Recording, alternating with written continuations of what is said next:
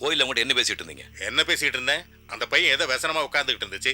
சமயத்துல உசுர காப்பாத்தின புள்ள போய் 4 வாரத்தை ஆறுதலா சொல்லலான்னு போனேன். எல்லாம் ஒரு நன்றி கடன் தானையா? என்ன நன்றி கடன்? அதான் முதல்ல ஆஸ்பத்திரியில் சொன்னீங்க, அப்புறம் கோயில் சொன்னீங்க, அதோட விட வேண்டியதானே?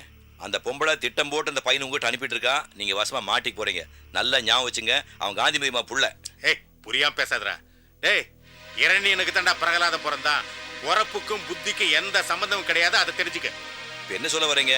உலகநாத தங்கமான புள்ள, அவனை மாதிரி யோகியமானவன் யாருமே இல்லை, நம்ம அண்ணாமலையை அவனை கட்டி கொடுக்கணும்னு சொல்ல வரீங்களா? அண்ணா என்ன பேசுறீங்க?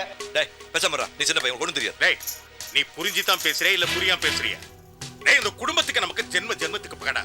இன்னைக்கு சரி என்னைக்கு சரி அவங்களுக்கு நமக்கு எந்த உறவும் கிடையாது. அவன் காந்திமதி அம்மாவோட புள்ள.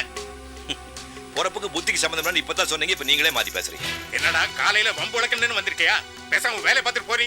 நீங்க தான் நிமிஷத்துக்கு ஒரு பேச்சு பேசுறீங்க. என்னது, நானும் நிமிஷத்துக்கு ஒரு பேச்சு பேசுறேன்?